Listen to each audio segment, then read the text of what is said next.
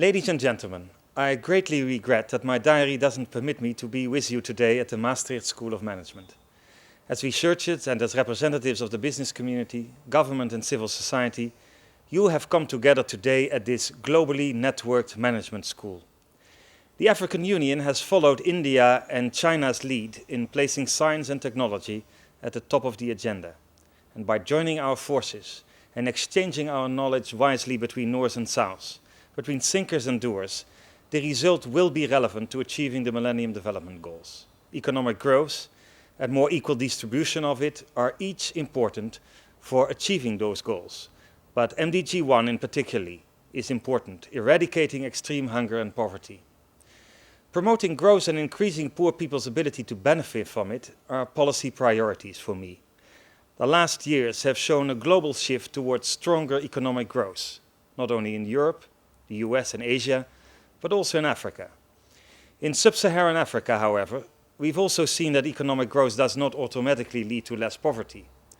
Among the key reasons for this are unequal distribution of income and lack of local access to services and effective economic institutions. The crisis in the food market shows that emergency aid and safety nets are still needed, but they don't offer long-term solutions. We need to strengthen the position of the poorest population groups, create the right conditions for economic growth, and ensure for them to make a living. Employment is the best guarantee for poor growth. The business community has a crucial role to play. After all, growth and employment are more of a responsibility for business than governments. 90% of people in developing countries earn their living in the private sector, whether formally or otherwise. And a flourishing private sector leads to more jobs, enabling people to earn more and take care of themselves. A malfunctioning private sector, on the other hand, obstructs development seriously. And what we need to do is stimulate our partners in the South to fight corruption, to make clear rules, and to build roads, to ensure investing companies understand the local situation they're dealing with, and that they don't have to pay bribes to keep business going. But internationally as well, we're working on better and fairer trade systems. By cooperating the right way in both the public and private sectors, we can really make a difference. In many developing countries, agriculture is the engine of economic development and food security. And increasing the productivity, profitability and sustainability of agriculture can help considerably to reduce poverty in rural areas. If we really want to make the most of developing countries' growth potential, greater investments in agriculture and rural entrepreneurship are needed. One option, and this is a subject I hope will be discussed at length today, is to stimulate and improve market chain development. Market chains that function effectively provide incomes not only for those who produce, transport and process goods, but also for service providers. And this is a very important way of stimulating agricultural productivity.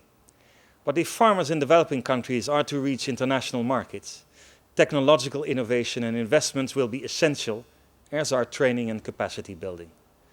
The position of small farmers in developing countries warrants particular attention. It is vital that they can also benefit from growth, and this requires clear political choices and a balanced focus on people, planet and profit, or indeed on poverty reduction, environmental sustainability and economic growth. Our government is working with the private sector and civil society to make international trade and value chains more sustainable. And in the hope that the links within these chains can be made stronger, it is important also to work on other efforts, including working to promote international agreements and the development of sustainability criteria and standards.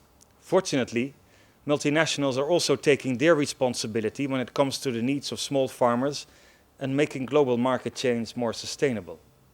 Civil society organizations here and in developing countries are opening a dialogue with their governments. And we really have to do it together, from farmer to multinational. The key to ensuring that research and knowledge are used effectively for poverty reduction and sustainable development is to intensify dialogue and cooperation between policy, science and practice in the Netherlands and its partner countries. The Netherlands is investing in capacity building in its partners' research and higher education sectors. And this will continue in the years to come. We're supporting the African Economic Research Consortium, for example, an organization aimed at strengthening and maintaining capacity for economic research in Africa and promoting its use in policy making. And you, today, are also contributing to the exchange of scientific knowledge and commercial experience in such diverse sectors as mining, tourism, agriculture, and banking. And I hope that your efforts today will lead to many productive partnerships and the further development of sustainable business practice. Above all, I wish you a pleasant and useful conference. Thank you very much.